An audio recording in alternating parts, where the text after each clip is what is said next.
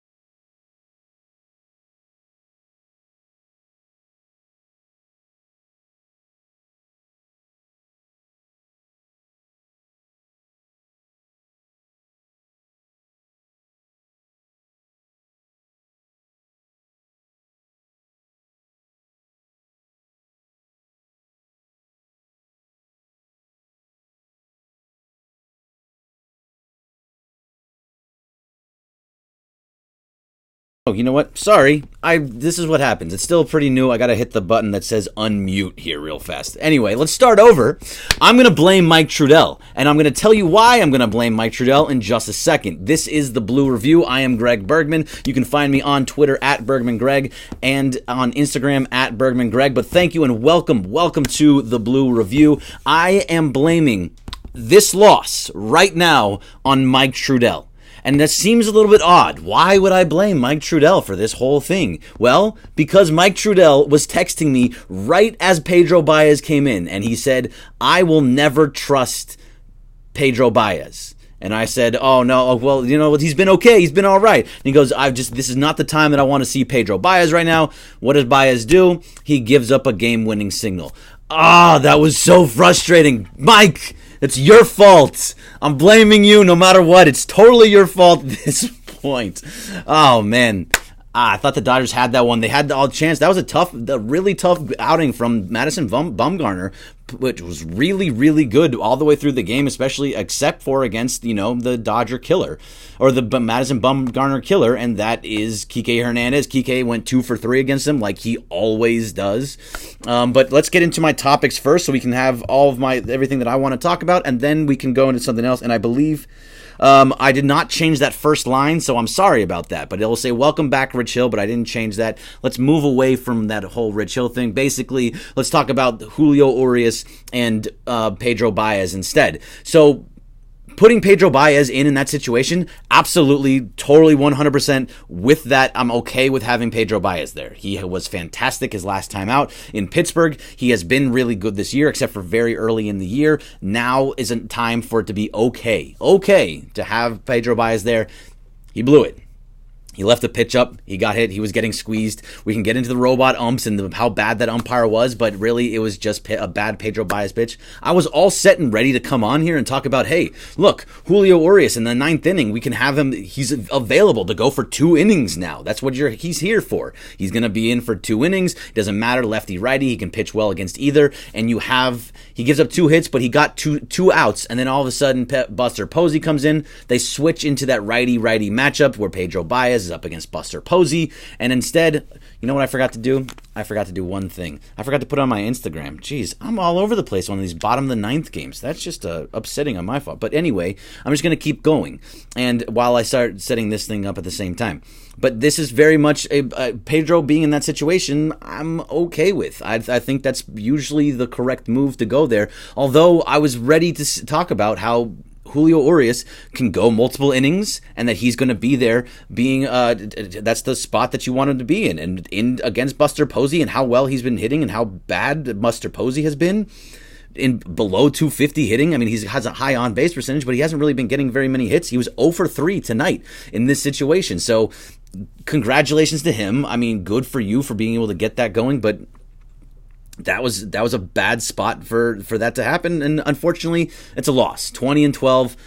they're not going to win. It's all about those 60 games. You're going to lose 60 games. You're going to win. You're going to win 60 games. Everybody loves to say that. And then at that point, you can have we can start talking about what happens for the other 42 games at that point. Sorry, I'm still trying to set up my Instagram at the exact same time, and now Instagram is up now. Okay, now we're all better. So besides that, we have Kike versus Madison Bumgarner. Kike, why is it not doing it? Kike Hernandez versus Madison Bumgarner has been one of the better matchups for the Dodgers moving forward, and this is just crazy that the Instagram is not working. I'm trying to do multiple things, so I apologize. This is not what you guys all wanted to hear from me right now, but he has been very good moving recently, and it's been really nice to see how good he's been in those situations. So, I think he's 23 of 45 now. He's just below 500 against Madison Bumgarner. That's the guy you want leading off in every single chance that he has against Bumgarner. But you got to give it up to Bumgarner. He went over 110 pitches. He was really good and kept everyone off balance. He had Cody Bellinger 0 for 2. Cody Bellinger was being at the point when Bellinger was. He had two guys on at one point, first and second. I believe it was Kike and Corey Seager on first and second base, and Bellinger tried to hold back, got this little bunt right. It was a check swing that just happened to land in front of him. Goes 0 for 2, 1 for 3 on the night for Bellinger. I think maybe even 1 for 4. Just not his best night as soon as he got into to May, but he did get the 1 RBI, so he kept it up to 37 RBIs on the year, and he's still leading that. I mean, a loss is a loss. Ryu, I loved what I saw from Hyun-Jin Ryu. He was fantastic. He gave up 2 hits in the first inning, and after that, just sailed all the way through 8 strong innings. Some of the best pitching I've seen from him in quite some time. And by the way, he didn't give up 1 walk again today. He's given up 3 walks on the year. That's it. From anything that you've seen, he has been with so much control of his pitches this year. It's been really nice to see, and I think that that's a big deal that Hyun-Jin Ryu is going 8 innings. Unfortunately, the bats fell asleep tonight against a good Madison Bumgarner. This is the best you're going to see of Madison Bumgarner. And Taylor Spencer, I'm looking just off the corner of my eye saying Julio is overrated. Urias, I wouldn't call him overrated. I mean, he's in the bullpen for a reason, but that's a great guy to have in your bullpen at that situation. So I'm not so happy with Ryu being strong, happy with Kike Hernandez being playing just like Kike Hernandez against Madison Bumgarner. Not so happy with Pedro Baez's outing tonight, which was against Buster Posey, who is not, and here we go, Mike Trudell texting again, who I'm blaming this entire game on Mike Trudell and saying that he's not happy about being prophetic here. Well, you were prophetic here, and you made it. I'm blaming you. This is your fault. Everyone go at Mike Trudell, at Lakers Reporter, however you want to do it, go tell him why he has been, that it was his fault, and I'm blaming him. You can say at Bergman Greg is blaming at Mike Trudell for this loss and for jinxing Pedro Baez after he had such a fantastic outing against the Pittsburgh Pirates not too long ago. So, okay, that's totally fine. And then AJ Pollock. So, AJ Pollock is going to be out indefinitely, and this is the biggest thing that's happening with the Dodgers right now, I'm pretty sure, is that you lost a huge right-handed bat in this lineup now. Your center fielder, everyday center fielder, is no longer out there. He had been struggling a little bit, but still, that was still a power bat that would have been very nice to have moving forward, but he banged into a wall. It was against Chicago or it was against Pittsburgh, wherever it was. He ended up having to go. It was the same elbow that he broke back in, I believe it was 2010, 2012, and he had surgery again on it in 2016, and they put a mechanism in there that made it work. And it's grown. The growth plates have all grown. This is just me reading things from before, saying that his growth plates will grow, and this is actually a good thing that they are able to take that mechanism out. It will work, and he will be fine moving forward. He just has to actually get to that point and get through being injured. And I think one of the biggest thing that people really like to talk about is that he's injury prone. I've always maintained that he is not injury prone. It's just been some bad luck, and this one seems like another one of those bad luck situations where he is But, I mean, you can't really fight with the fact that in another injury and another year that's going to hold him out for a couple months. The last time this happened, he was out for 5 months in 2016. They're saying that is not going to happen. It's not going to be 5 months. He will be back sooner rather than later, but it's also indefinite. The good thing about this, though, is that it gives more time to Alex Verdugo, and this is in Alex Verdugo's rookie year where he can actually now, with the regular playing time, can put himself right on the map for the rookie of the year. And Alex Verdugo tonight, he didn't disappoint. He went 2 for 4. They're just not getting the timely hits, and what you're seeing from him has been good baseball. So I'm happy with that, and I'm not happy with Pollock being injured, and we can get into all of that, and we can have a disagreement, and we can have a discussion here on the Blue Review about whether you think that AJ Pollock is actually injury prone, or it's just me saying that no, you know what, he's not actually all that injury prone. I mean, this is just something that has been bad for him. So let's get out of my topics and go into what you guys want to talk about. But before I do, I want to mention this shirt right here.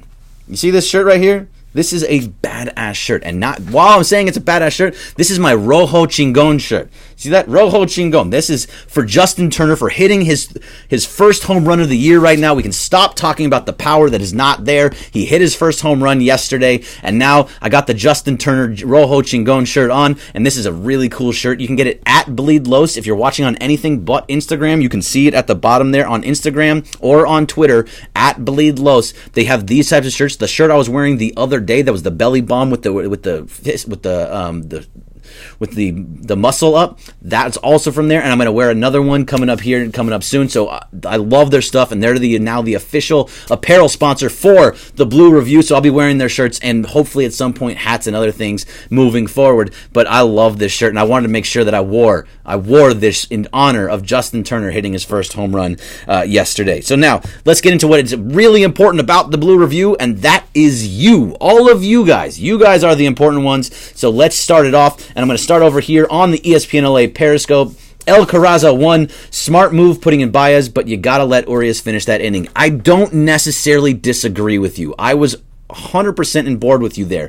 I thought that they were going to let Urias finish that out, and they just didn't, and it was crazy. I thought Urias was going to go at least an inning, possibly even 2. That's kind of why you brought him in there, was to be able to have those situations and really save your bullpen. But you had a situation where you had 2 on, 2 out, a righty, and that righty was Buster Posey, who has been the best hitter for the Giants for years on and year out. So going to Baez made sense. Taking out Urias, I get it, but still, that was probably the right move in the long run. It just didn't pan out.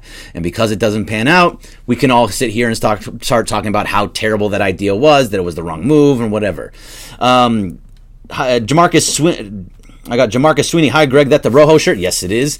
El Carraza, what's his walks per batter face? Ryu. He's only given up 3 walks this entire year. I don't know exactly what it is. I could probably look it up real quick, and I will while I'm talking to you, but that's how good he's been. He's only given up 3 walks on the entire year, which his K per walk has got to be something just astronomical right now. So his K per walk on the year right now is, strikeouts per walk is 16.5. 16.5 K per walk. That's out of control. Those are amazing numbers, and really he's been doing that since last year when he came back. He does not walk people. That is now 33 strikeouts to 2 walks. 2 walks? Oh, I only see it's only 2 walks now, and that's coming into today. So he didn't give up a walk. That's that 33 to 2. And that's actually probably more now. It's probably even higher, because how many did he have tonight? He had another 6 strikeouts, so it's 39 to 2.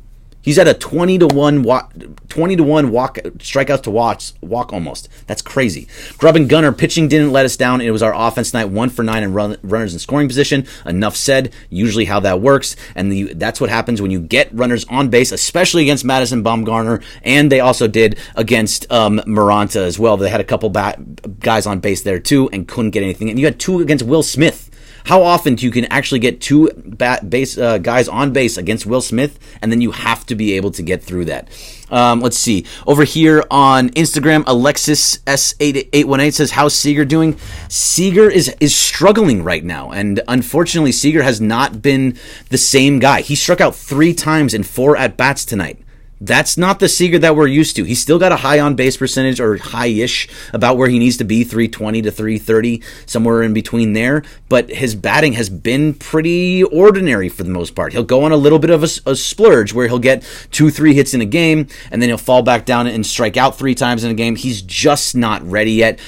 And I know a lot of you want to move him down in the lineup until he's ready, but as we've seen time in and time out when it comes, for the most part, to guys like this, like with the front office, Andrew Friedman and Dave Roberts kind of working together, they're saying that they're going to stick with their guys' small sample sizes. They need to see a much larger sample size, and they'll move as needed to be. Right now, Corey Seager is being in this 2 spot or 3 spot, and he's going to stay there. He is going to be there for a while, just like they're going to continue to give Chris Taylor as many at-bats as he really needs, because they believe in their guys and they let them stick through it. And having that 20-12 record, first in the NL West, really helps them in that situation. Now, he has been struggling. Moving him out of that spot, maybe not ready yet. He's always been in that 2-3 spot for basically his whole career. No reason to kind of start doing that yet, and I think so he'll be here for quite some time.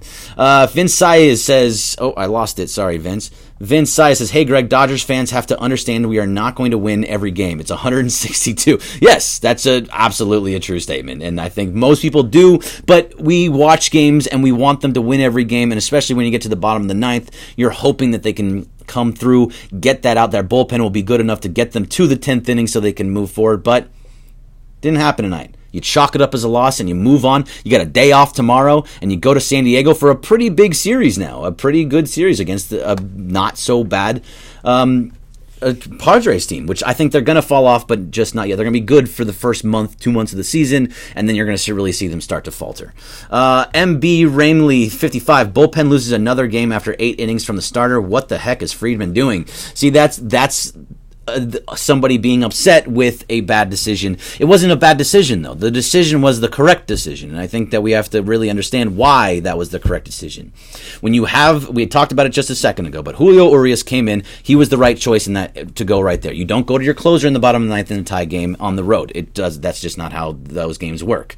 And also, I hate that anyway. But instead, you go to Julio Urias, has been really good out of the pen and as a starter. So you let him go. He gets 2 outs, but he does give up 2 singles. So he has 2 on, 2 out. Instead of getting out of that inning earlier and not having to face Buster Posey in that situation, Buster Posey comes up. You have to go to the righty just to play the matchups, which they do. And the right matchup there is the guy that got you out of the bases loaded, nobody out jam just a couple days ago. So you go to Pedro Baez there. He blew it. He lost. Again, chalk it up and move on to the next one. I don't blame Andrew Friedman for that. I don't blame Dave Roberts for that. I don't really blame anybody for that. I think that was just a good piece of hitting from Buster Posey, and that's all you can really say about it. David saying, hopefully they give Verdugo the time and not Taylor. Well, Taylor is going to need to get time as well. So you're talking lefty versus righty. Verdugo is a lefty, Taylor is a righty, and you need somebody to play center field. If it was me, and I think most people would agree with this, you're playing Verdugo at center field every single game from now on. Every game. Without any delay. This is the guy that you want to see moving forward from now on. So, and then it's really going to change what happens in left field. So now you have your platoon pretty much perfect at this point in left field. You go Jock against righties and you go Taylor against lefties. And just to be clear, be very, very clear about this. Jock Peterson, as great as he's been, as good as he's been, who's actually kind of slowed down a little bit anyway, but as good as he's been this year, it's against righties. He cannot hit lefties. He actually doesn't even see lefties ever. Not once. I think he's only got 9 or 10 at-bats total on the year against a lefty because, you know why?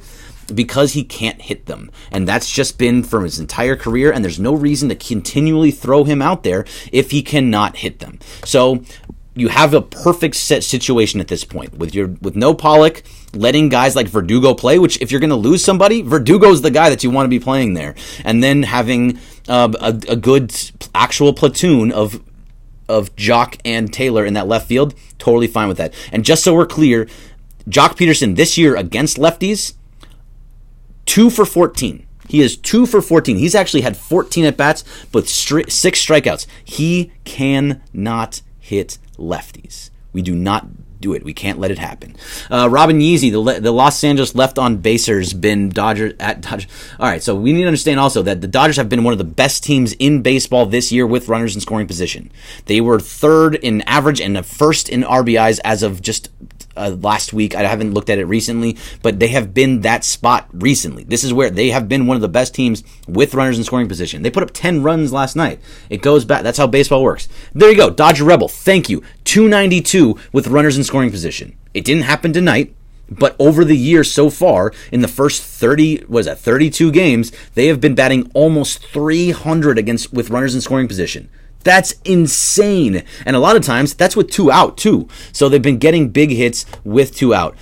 I'm not upset with those numbers. It just happens. Good game, Greg, from Peter Fristak on Facebook. Thank you. Jermaine Armenta on Facebook says, I wish a swell recovery for Pollock, but now we give Verdugo more playing time. Fasten your seatbelts, Dodgers fans, because Verdugo mania is about to make way.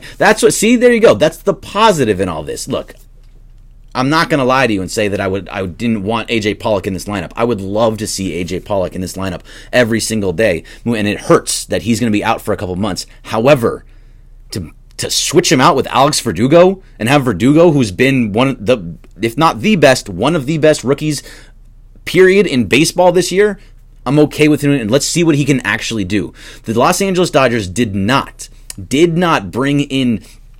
trade Alex Verdugo to Miami in a part of some other trades with, Will Smith or Keibert Ruiz or whoever it is for JT Realmuto because they believed in Alex Verdugo. And this is why. What we're seeing from Verdugo, as of right now, he's batting .342 with a .616 slugging, and he's got over just under 1,000 OPS on the year, and he's batting .342. That's the type of guy you want there, and he's a good defender, and he's fast, and he's just fun to watch and fun to play. You can see him; he's dancing in the dugout with Clayton Kershaw, and he's just got a swagger to him. He's just the guy that you want. He make baseball fun again. Really lives and dies a lot with the guys like Alex Verdugo. So I'm happy seeing him there. I have no issue with him being there. So if somebody was going to go down, A.J. Pollock was the guy was going to be okay with him going down to play more Alex Verdugo.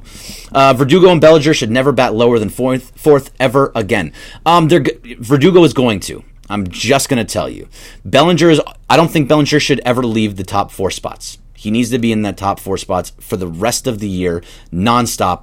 Good, bad, indifferent, whatever it is, he has become such a good, all-around good hitter that he needs to be in that 4 spot. And I think he should and he will stay in that 4 spot for most of the time. Now, what's going on around him, that's what really makes a difference. Do we move Russell Martin being in the 5 spot? A lot of people say, what is Russell Martin doing in the 5 spot? This year, right now, he's been very good. He has been hitting the ball. I know he was out for a little while, but most of the at-bats, he's actually making contact and good, solid contact. And if he's not, he's walking. Look, he walked twice tonight.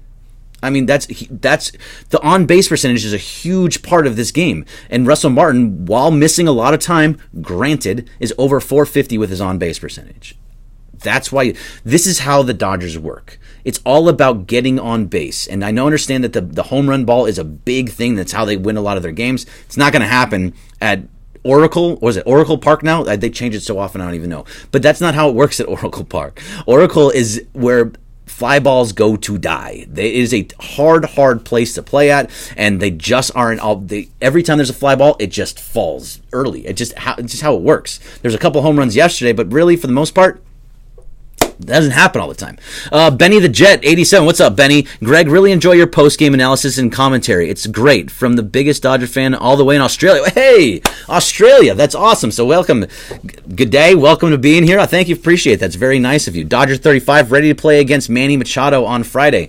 Yes, I am ready to play against Manny Machado too and really see what he's got, because I'm not the biggest Machado fan, and I think we've pretty much made that clear for a lot of people. Some Kind of Wonder says Seager isn't himself, seems like he's pressing. It's early and he's still coming off of all those different injuries. I think he's just trying to find his way. He's still swinging at pitches that he probably shouldn't be, but I think once we get through a couple months, let's talk again about Seager when it's been a couple months. Let's say June 15th. Let's go to June 15th. If Seager is still really, really struggling by then we can really have a strong conversation about what's going on with him. But until then, he needs the time, and we need to see what he can actually do and give him those opportunities. If it starts becoming a major issue where drops below 200, where he's just striking out consistently, and we're talking about like in the middle of May, this has been really, really bad, then maybe we can start that conversation earlier. But I think we don't really get into it until about June, because yes, right here, Caustic 187, you said it best. He missed a year. Takes time. Dodger Rebel, not worried about Seager. See, we're all kind of on the same page. Love hearing that. Let's see. EJMCOT says, sup, Greg? Hey, what's up, man? M. Bramley, 55. Yes, but my issue is we keep trying to plug in lower level guys. The problem is just like 3 years ago when there isn't a single guy a go-to guy, and that includes Kenley. Okay, so you're talking about the bullpen, obviously. So I want to actually get the bullpen up. I'm going to get you the actual bullpen so we can really go through this, because I'm telling you, I think it's a lot better than you think it is. This bullpen is, and as I love to say, it's my favorite thing to say over and over again, and you're going to hear it not just today, but every single Blue review. I will say it, especially in the beginning of the year. This bullpen you see right now is not going to be the same bullpen at the end of the year. Now, Kenley Jansen has been better. I'm okay with Jansen's going to be. Dylan Floro has been very good. Let's put it this way. Dylan Floro this year in 13 innings, 0. He has not given up one run. Not one single run is earned towards him. Now, I don't remember. I can't think about all the way back. Maybe he gave up a run. One of his 9 hits, one of those hits maybe gave up a run that was charged to somebody else, because that's how relievers work. But I still believe Dylan Floro been very, very good. Jansen been much better moving forward. He had a bunch of bad outings, been a lot better getting out of stuff. I like what I'm seeing from Scott Alexander for the most part. He's been okay. Caleb Ferguson is now on the IL, so he'll be back, and when he comes back, he's been a lot better. Baez just got out of a bases loaded, no out jam.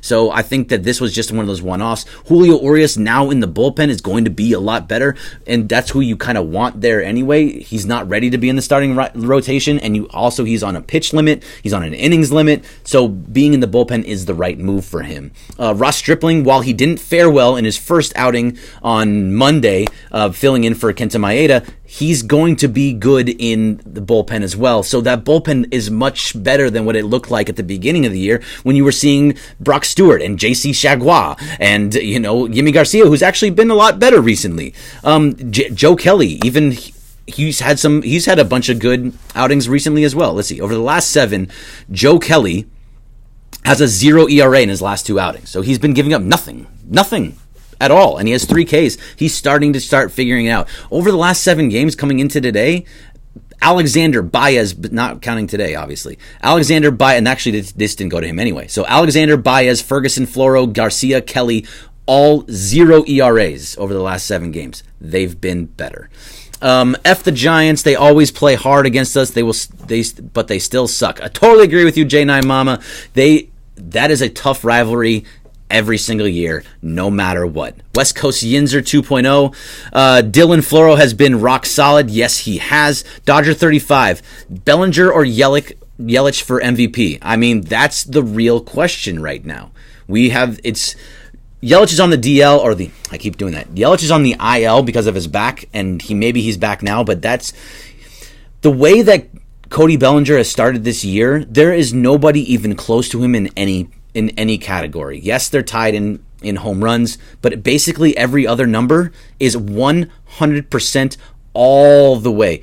All Cody Bellinger. He has been that good, and even though he went 1 for 4 tonight, 1 for 3 tonight, 1 for 4 tonight with a strikeout, which is a rare strikeout for him anyway, he still got the 1 run across. He still used his speed. He still used to get to first base before Madison Bumgarner could be there, and he brought in the 1 run to tie the game, and he made it to 37 RBIs. He was your offense tonight, even by going 1 for 4. So even though nobody else was doing anything, he still got the job done. Let's see. El Carraza 1. Dodgers in better position, leaving the series. SF bullpen got worked. Ours, men, not so much. Too much. Men, not so much too. Yes, they didn't get used that much. And that's what happens when you have a 10-3 lead. And when you have guys like Hyun-Jin Ryu going 8 strong innings, 6K, 0 walks, that's huge. That's really, really helpful for your bullpen moving forward. And having a day off tomorrow and everybody's just ready to go on Friday against the Padres, huge. What about our pitching, Michael? 163, 62, 669. That's a whole bunch of numbers there, Michael. And the pitching has been very strong. Look at what you're looking at here. I mean, Stripling had a bad outing, but Buehler was good the other night, except for in that 6th inning where he gave up a couple of runs. Urias got charged that last run, but he had been pretty good. Kenta Maeda, while he didn't look great, still went 5 strong scoreless innings. Kershaw has been fantastic since he came out. He hasn't given up more than 2 runs in the 3 outings that he's come in, and 2 of those he's gone over 7 innings. Rich Hill looked really good. He only was charged 1 run, even though he gave up 5, but still, your starting pitching, strong. Let's see. Dodgers 35. Do you think Mad Bum will be traded before the deadline? It's very possible. Yeah, especially since if he wants to go to a winning team. Look, Madison Bumgarner, if you have him in a playoff series, that's the right guy to have in that playoff series. Madison Bumgarner has been great in the postseason. I know he's in that same Clayton Kershaw situation where he doesn't throw more than 92, 93. But it's still, for the most part, he's around 89, 90, 91. And that's just who he is at this point. And that's how Kershaw is at the point. It's all about location and still just being that dominant pitcher when you need them to be. And that's what Madison Bumgarner has been. So do I think he's going to be traded? Yeah, I think it's a huge possibility. And West Coast Yinzer saying, I thought Kersh was washed up. No, I never said that. That has never been. I have been a Kershaw apologist basically my entire life, and I'm going to stick that way moving forward because he is not washed up in my mind whatsoever. And as you're seeing from him, he's changed his game. He's not a power pitcher anymore, so now he's just trying to be a pitcher, and he's finding location, and he's trying to hit the corners, and he's starting to use that changeup that really wasn't there before. He never wanted to use it, but now since he's had to change he can't use, because he's not throwing 95, 96 miles an hour anymore, he has to start using other pitches. So when he's throwing 90 and then he's throwing a changeup at 80, that's enough of a difference that it works. And it's the same arm angle and the same pitch selection. It looks like a fastball coming out, and it works. He just has to get it really down and finding the right location with it. Hollywood-tastic. Bergman gets some. What's up, Hollywood-tastic? Grubbing Gunner. Verdugo. He goes opposite field. Good eye for a rookie, too. Yes. Very happy. There's nothing. What is there bad to say about Alex Verdugo at this point, except for that he's young? I don't know. Is management gonna go after some pitching at the June deadline, Michael? It depends on what you're really, really in need for at the June deadline. And it's actually the July deadline. The July deadline is July 31st is always the deadline. And yes, right now, they'll go after whatever big name is there, and they will make the move that they think is necessary. If they see a need at catcher, they'll go out and they'll try and find somebody to be that catcher moving forward. If they feel like they need somebody in left field, they will go out and get a strong bat in the outfield. If they think that pitching is the starting pitching is the biggest weakness, they will go get a starting pitcher that you really need, whether it's a Kluber or somebody else that you want. They will go after it and they will get it. I trust in the front office for that reason. And look, I'm working at ESPN. I'm not working at Fox. We're not owned by the Dodgers in any sense. I just love this front office. I think they're great. I think everything that they've done is usually the correct move. Now, they're going to do things that are odd at times, where they're going to play Cody Bellinger in the 6th spot against Chicago because it's against the lefty. That doesn't make any sense to me, but it makes sense to them for whatever reason it is. And you know what? Steve Mason said it the other day on the show, I believe. He would just love to be in the room with them to see what their thought process is, because I would love to do that too. I can come on here day in, day out, moving forward every single day and talk to you about the lineup over and over again. We can talk about lineup construction all the time. I don't get it all the time.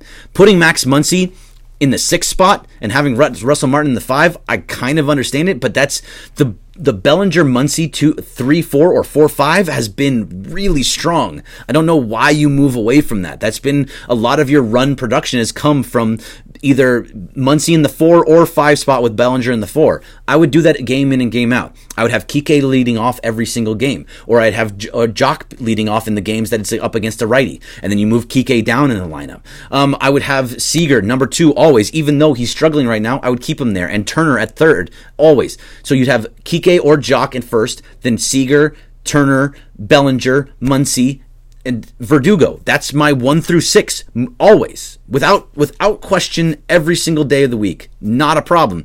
But they don't do that.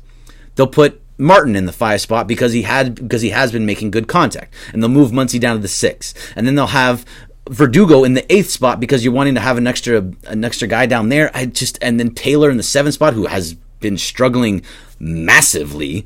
So again, that's the guy that I probably would put 8th in those. If it's Austin Barnes, I would leave Taylor in the 7th spot and have have Barnes in the 8th spot. Or Martin I want my catcher, because both of them are pretty much soft hitting catchers at this point. I'd have them both in the 8th spot and Taylor in the 7th. That's just every single time.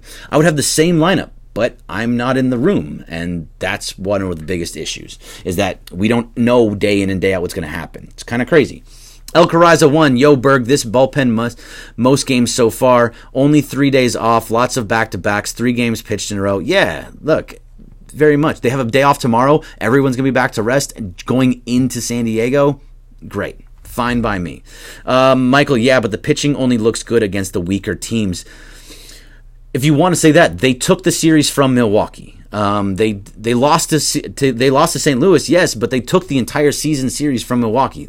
They've beaten all the teams for the most. They lost this series, but coming into the series, they had won 3 of 4 series, and so now it's 3 of 5. But you say weaker teams, but you play the teams that are in front of you. They've barely even played inside the NL West. Most of the time, they've been in the NL Central. They've played the Cubs, and they won that series. They played the Brewers. They won the season series of that. They lost to the Cardinals, but they won the season series from the Pittsburgh Pirates, who was also playing okay. So you're playing all in the Central. The Central was supposed to be the strongest division, and you won most of those series. The only series you lost was against St. Louis, in St. Louis, which is very hard to play in all the time.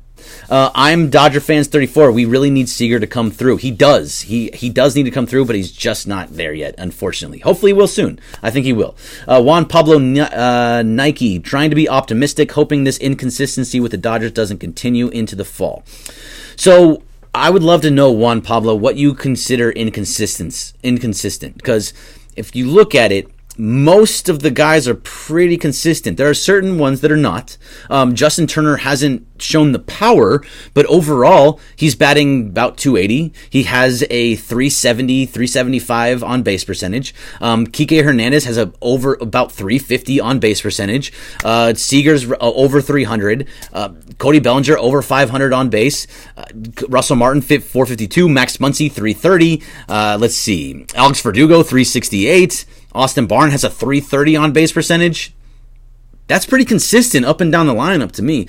We need to stop thinking so much in terms of batting average, especially this early in the season. Right now, if you look at batting average, 2 hits, if you go 2 for 3 in a game, that's 750. You're going to jump up, like 30 points. You're going to see a huge jump. You can go from 228 to 250 from just having a good game, one good game. It's too early in the season to really be able to show you exactly what those batting averages are going to look like. So it's kind of the same with on-base percentage, but for the most part, when you're seeing guys up and down the lineup consistently in that 350, right around 350 on the on-base, that means you're consistent up and down the lineup. And 20 and 12 to me says pretty consistent. And seeing wins and guys, and having now, I think it's 6 times this year, pitchers have gone 7 innings or longer. That's more consistent. Twice for Ryu, twice for, or maybe it's been 3 times for Ryu, 2 or 3 times for Ryu, twice for Kershaw. Buehler hasn't really figured out who Buehler is yet. He hasn't come back from his little bit of not really pitching so much in spring training. all this is getting better, and one loss is not the reason to get upset. Juan Pablo Nike, give Chris Taylor the Puig treatment and send him to AAA for a few games. I'm not sure how he is with his options. I haven't looked into Chris Taylor's options recently, but it's not going to happen, especially now with Pollock going down. And, I did a little bit of research before the show, and I closed it for some reason. I'm not sure why I closed it, but I had guys in AAA that, because outfield is where we really need help. You brought up Matt Beatty. He got his first hit. Congratulations. Good for you, Matt Beatty.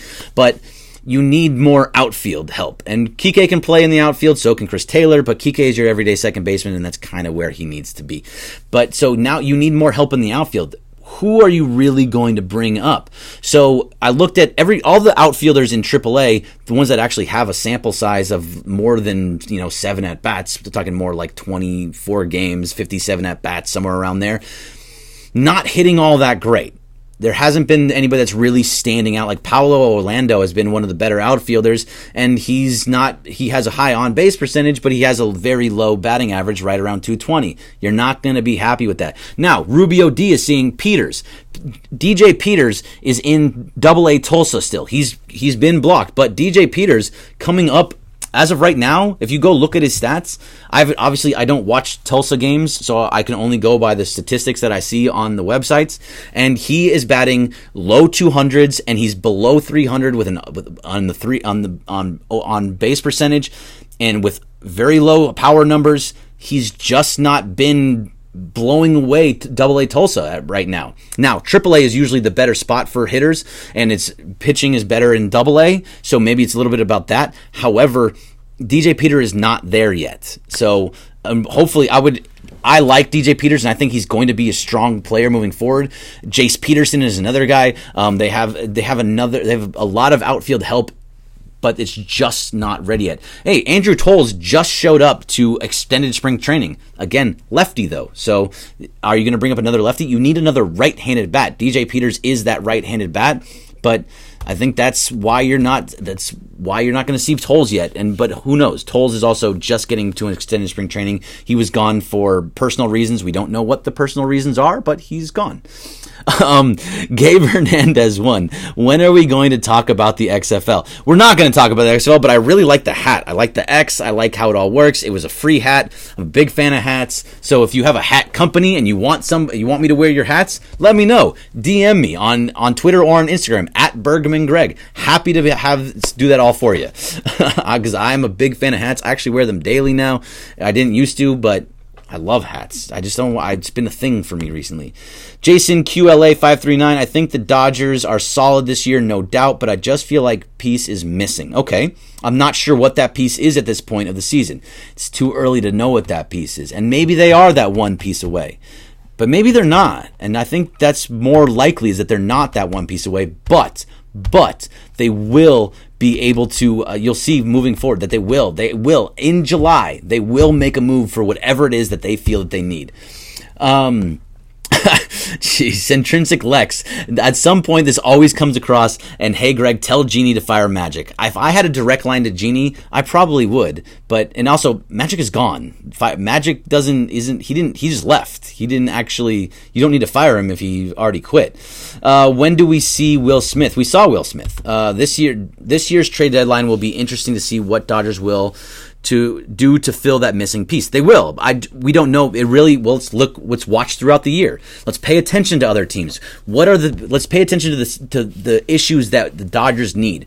If you think it's bullpen, let's look at who the strong bullpen pieces are that are going to be cheap. I'm not talking about like the big name guys. I don't want those. Most of the time, those don't work out. Like Craig Kimbrell, he's not going to be. He wants to be here on a big deal, and he wants to be the closer. Kenley Jansen is the closer, and we need to understand that. So let's start paying attention. What are the actual issues of need right now? Catcher is kind of the biggest issue that we have right now, and now outfield, because you have 4 outfielders. And it's a true platoon. It's actually kind of nice to have that. You have Bellinger in right, you have Verdugo in center, and you're switching off between Jock Peterson and Chris Taylor, depending on if it's a righty or lefty at the bat. Chris Taylor, been struggling big time. Big old uppercut swings and just totally missing. He really needs to start figuring out and get with Robert Von Skoyak a little bit more. Jason, let's see. Alcaraza 1 says, Brian Morales, a speedy guy, base stealer. He's a good guy to look at. Sure, you can look at that. Tolles will eventually force someone off the 40. Possibly. He didn't really do it much of that last year.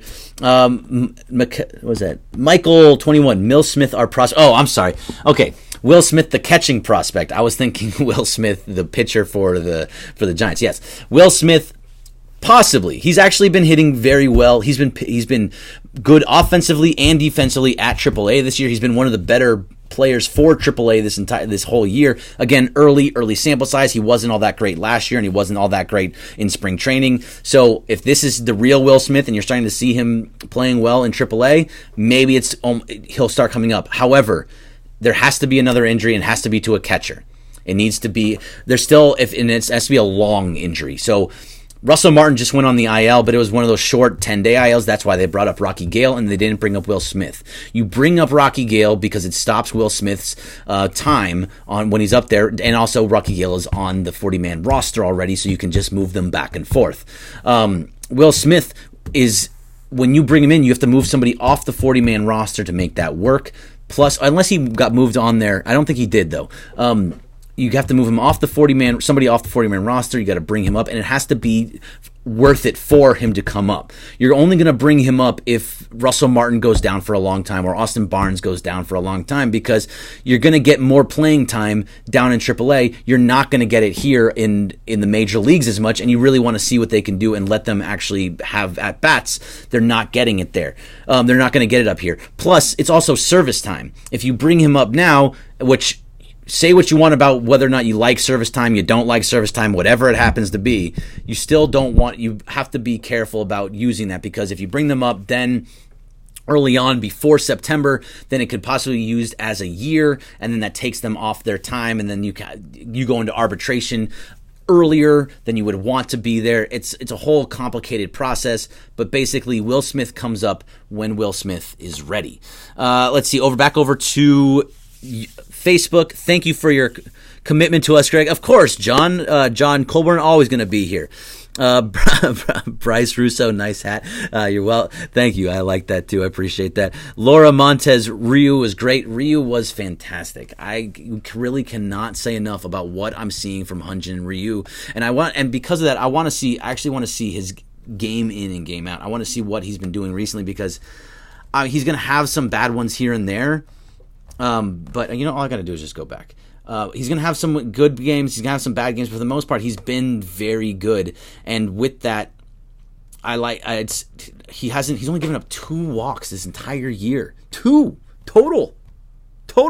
It's crazy. Pitcher psychology. What up, PG? What's up, man? Let's see. Gabe Hernandez. We need to find a way to get Rich Hill in the lineup every night. Platoon second base. I love seeing him bat too. I know you do, but yeah, Rich Hill. Look, I like what I've been seeing from Rich Hill. All right, so I got the pitching stats up for Ryu. He has been 8 strikeouts, no walks on 6 innings. 5 strikeouts, no walks on 7 innings.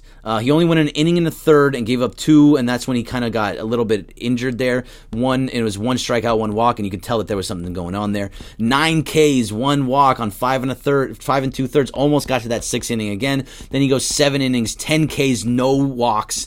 I mean, the guy has just been on fire. And then tonight he goes 8 innings, 6 Ks, no walks. Very, very happy with him. When healthy, he has been for a while. Let's see. I'm not sure what that. Ryu is a gangster. When healthy, he has been for a while. He really has. When he's been healthy, he has been fantastic. My boy Play. What's going on, my boy Play? How are you?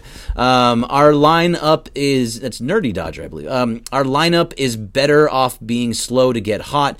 If we peak in September, we'll be primed for postseason. I'm tired of us being hot early and slumping in our true time of need. Great point. Totally agree with it. You're absolutely right. And what I try and stress over and over again on every one of these post games is that yes, when it gets to we need to be strong in September. So seeing Julio Urias in the starting rotation, as much as you want to, you don't want him in the starting rotation now. You want him in the starting rotation in September. Same with Ross Stripling. Hopefully he kind of fell off after the All-Star break last year. Maybe now if he starts and he waits until the end of the year, then that'll be better. These are all the types of things. You want Seager hot late, not hot early. You want Bellinger, as much as Bellinger's hot now, you kind of want him stretching that out as much as possible, of course, but that's not always the easiest thing to do. El Carraza, not hating, but service time doesn't apply when you get Ruiz, Wong, and Cortaya as well, Berg. Yes, sure. Totally agree with you, and we need to make sure this is clear, is that Keibert Ruiz is in Double-A, and he's actually struggling in Double-A. We just need to make that clear as well. Connor Wong is another catching prospect. He's kind of up and down at this point too early on. And then there's Diego Cartaya, who's out of Venezuela, another catching prospect, but he's not ready until about probably 2021 is what they're saying. Ruiz is right about 2020, and so Will Smith is ready now. You're not really ready to get into that point yet. So you still have guys ready to go and wait. And yes, they're doing it more for the service time, so you can move guys like Ruiz, like Wong or Cartaya, whoever you think is the best of all of those. Let's see, Caustic 187, thinking way too far ahead. Who do you think are the biggest threats for the pennant? St. Louis looks mean. They do look mean, and it's going to be the same teams. It's going to be Houston, not Houston. It's going to be St. Louis. It's going to be that Central for the most part. I think the Cubs are going to be crazy strong as well. So there's another one. So the Cubs, I think the Cubs, the Brewers, the Cardinals. Those are all teams that are going to be very, very difficult. And the Brewers. And if I miss the Brewers, that's another team. That Central is strong. Strong. I highly recommend it if you haven't read yet. Which one is that? Rich Hill wrote a great piece about his son in the Players Tribune. He wrote a fantastic piece. It's very difficult to get into because it's very hard to transition out of what he went through. But go to the Players Tribune, look up Rich Hill's story. It is a super powerful story about how he had to put down his 5-day-old son. And it was heartbreaking and it was heart-wrenching. And all I could think about was what I would do if my daughter was in that situation. And I was just in the middle of it. I started tearing up, almost crying. I had to turn it off. So but it's a crazy strong article, really, really good. Do read it. He's right. Rael Barbone is absolutely correct. Go to the Players Tribune and read that if you haven't, and I'm sure you have by now. Artapia 24. I don't know about giving up a free out 7th Ryu bunt and depending on Kike and Seager to make contact. So you do with Kike, when you have Kike and Seager in those seats, especially Kike, you do the Ryu bunt. It's the right call. You're assuming because Kike gone, but Seager then ended up striking out, and that was a big strikeout from Kike or some Seager to move over. All you had to do was just move them over, and he struck out on a bad pitch outside too. But that kind of happens when you have that large strike zone. We can second guess everything, but that was the right move. You had a guy throwing 100 miles an hour. You're not going to get Rio's not going to get a hit, and you don't want him to hit into a double play. So at least let him try and get down a bunt. If he gets down, great. He moves the runners over. If he doesn't, then he pops out. He strikes out. Whatever it is, that's fine. You kind of waste the out there. I get it, but it's better than a double play ball because he swung at a bad pitch and he got it and basically destroyed the inning. It was the right call. Thinking about it, and I keep saying moving forward. Just stop me if I say moving forward again. The Real Jefe 32. How long do you think they'll stick with the struggling CT before letting Jock just play versus lefties? The Real Jefe, they're not going to, because Jock Peterson cannot and has never been able to hit lefties in his career.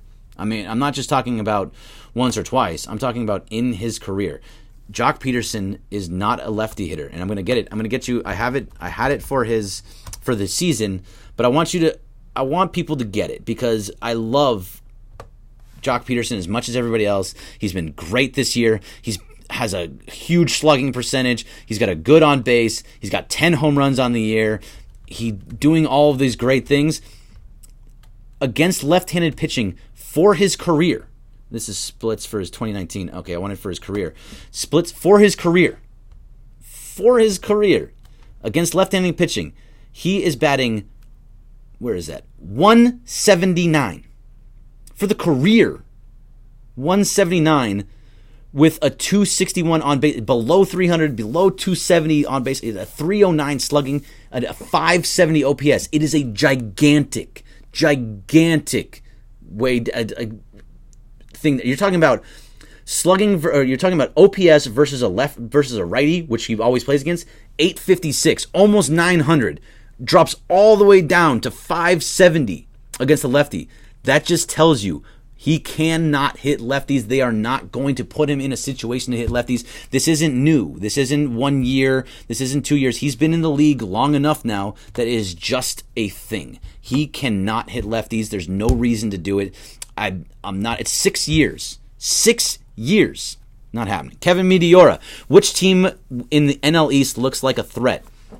I mean, the Mets have pitching. And they always have pitching. The Nationals are always going to be good. Anthony Rendon is probably the best player in that East. Philadelphia is really strong. Atlanta is really strong. I think Atlanta is actually the best of that. I know the Phillies went out and they got a ton. They got a ton of teams there. They got a ton of players, and good for them. I mean, they really did what they needed to do. But I think Atlanta, they were 1 year too early, and now they're in that year. Atlanta, while they might be struggling a little bit right now at 15-15, they're gonna be good and they're gonna move forward. I think that's the best team in that East, and we'll see. I have them in the playoffs. I have them winning the East. I think you're gonna see them again in the first round. The Dodgers will see them. That's my guess, but I think that's the win. Too bad. I love Jock from Gabe Hernandez. I'm glad you love him. We all love him. He's not going to be in there against a lefty. Taylor Spencer, 44-14. LA is still going to have 107 wins. Very likely. Totally agree there. Let's see. Michael says, do you think we should package some position players to get some pitching at some time, maybe in June? No, I do not. I like our pitching. I like the starting rotation, and I like the bullpen. I think this is the team that is going to get you to the World Series and win a World Series for you this year. I think you can bring in guys. Always go out. You can never have too much relief pitching in July. Okay, you go out there, go get the big relievers, get a lefty, get a righty. You're gonna need everything there. I don't think you move any of the position players. You're so deep right now. Why would you want to move what this team is incredibly deep, and they're all getting on base?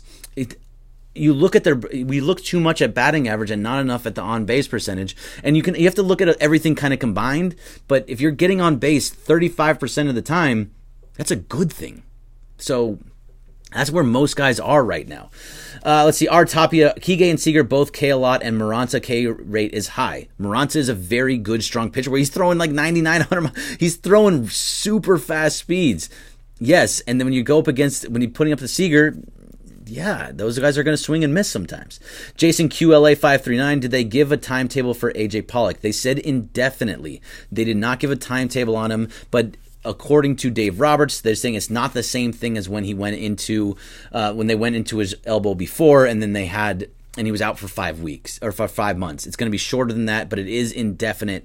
We don't know how long, but they do expect him to be back this year and ready for the playoff run and the postseason. Caustic 187. Greg, is there any spot you'd go for? I like the squad as is. I don't think they need to change much outside of injury. I think that's the biggest thing, is that outside of injury is where you need to look. But look, let's just go around the diamond, right?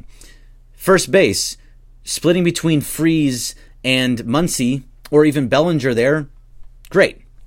You have lefty, you have righty, you have everything that you need in that situation. Kike Hernandez at second base, that's your everyday second baseman. I don't care, lefty, righty, doesn't matter.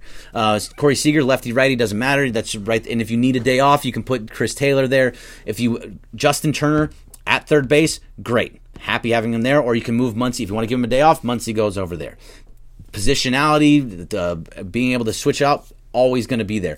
Then you have a great outfield. You have the Jock Taylor split. I would like somebody better than Taylor there, but you know what? When AJ Pollock comes back, great. Another right-handed bat would be very nice. So maybe that. Let's go with another right-handed bat, because it's really just Kike. There's not a ton of right-handed power that we're seeing too much.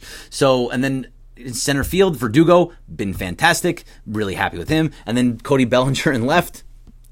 It's the catching, so if you can get a better catcher, but that's why you have Will Smith. Guys are going to be moving up and down. I'm not too worried about anybody in the position players. Joey Vendetta says, hi. Hey, Joey, what's going on? Chris Camello, what's happening, Chris? I think this Pollock injury is a tough loss, but maybe a chance for CT3 to turn things around. Chris, you're right. This is a chance. You have a chance for a lot of guys to turn things around, and we talked about this a little bit earlier on, is that this AJ Pollock injury causes other things. Alex Verdugo gets everyday playing time now. That's a good thing. Alex Verdugo should be in there day in and day out. And then you have, and now Chris Taylor has a chance to really show that he can be good again. I'm not sure if he can, but that's up for debate anyway. He's batting under 200 and he has not been getting on base and he's striking out a lot and he's just been bad and all around. I like him. I hope that he can pull it out, but really he's just a utility guy, and so he's expendable at this point. I would like another right-handed bat that can play left field, though. DJ Juice Rock, Dodgers had a worse start last year compared to this year, and we made it to the World Series. Yeah, absolutely, they had a worse year. But let's put it this way, DJ. 2 years ago, they were probably on this pace or a little bit better, and they ran away with the National League. Last year, at this point, they were right around 10 games below 500. They didn't hit their 20-win mark until the end of May, beginning of June, somewhere around there. I don't remember the exact date. Rick Krajewski would know that better than I would. But so, yes, way better than last year, but that's baseball. They can just glide through all the way through, or they could struggle early and get better down the stretch. But this team right here, I believe, will always be right there in the playoff chase and in the playoffs at the same time. Let's see, which one is this one? I got Taylor Spencer saying, Pedro Baez was the right move, to be honest. Julio hasn't been good lately. He almost gave us the loss against the Pirates, and he gave us the loss today. Also, Baez was under a lot of pressure, but I still like him. Look, he lives under pressure. And against the Pirates, if you remember, he came in with bases loaded, nobody out after Caleb Ferguson kind of loaded the bases, and he got out of that. So those are the situations where you expect Baez to be good. And like I said at the beginning, I blame Mike Trudell. He texted me right at that point. So, you know what? Sorry, Mike. That's on you. All right, I've already hit an hour, so I need to stop. So I'm going to go ahead and give you one last question from each spot, and then I'm going to get out of here. Zaya024 says Rio has been on fire to start the season. Fantastic. Only 2 walks the entire year. 2 to 39 strikeouts. I think that's pretty good. I'm okay with that. Chris Camello gets the last one on Periscope. In that 7th inning, needed a bullpen tune-up in lower leverage situation. Floro should have gone. Floro could have gone in the night. If you're talking about a different game, if you're talking about another one, sure. Floro has been really good, but I mean, if you're talking about after a win, I'm okay with what they've been doing here. This is another spot that I'm fine with as well. Let's see. Laura Montes, I wanted them hot all the time. Yeah, of course, but you can't always do it. Lowry Reigns, hey, Lowry, what's up, Lowry? Hey, old friend, you are doing such a good job. On point. Hey, thanks, Lowry. Appreciate it. I worked with Lowry for years at a French restaurant, and she lives in Colorado with a couple of my other friends live out there now too. Laura Montez says CT3 can't hit lefties either. Let Jock play. Said C3 can't hit anything, but Jock, why give yourself the opportunity? At least play the matchup in that situation. Righty versus lefty. That's how it's going to go. Aki09, do these shirts you're wearing true to fit? I have a few in my cart right now. Yes, look, I'm wearing the shirt right now. It's not been washed. This came to my door this way. Fits perfectly. It's a large. I'm very happy. Look, no problem with it whatsoever. And just so we can say what this was about, the last one before I get out of here, this is from at Bleed Los. Bleed Los. This says Rojo Chingon. It's for Justin Turner because he hit his first home runs line, but this fits beautifully. It fits nicely. It's a nice quality. I actually like the shirt. This would be a shirt that I would wear just walking around because it's very comfortable. And I got a couple of them. I'm going to keep going even more so. So yes, go on at Bleed Los on Instagram, and they have all their stuff there. Or you can go on to at Twitter at Bleed Los, BLEEDLOS, and find all that stuff. So on that note, I am going to get out of here. This is going to be my final one. I'm not going to be here on Sunday. I have other plans. And actually, I think I'm only going to be doing Wednesdays for the beginning of the year. Family stuff. It's really hard to get away. We got Mother's Day coming up on a Sunday. Sundays are a little bit tough right now. So I will be here every single Wednesday until probably about July, maybe August. And then I'll start ramping them up and doing two twice a week, 3 times a week, and then by September and the playoffs, I'll be doing every single game by then. So thank you very much for being here tonight on the Blue Review. I am Bergman Greg. I am Greg Bergman. You can find me at Bergman Greg on Instagram, at Bergman Greg on Twitter, and we definitely will be talking about AJ Pollock on Mason Island tomorrow. So thank you very much for being here. I appreciate it. I'm done. I get to go home finally. All right, I'm out of here. See ya.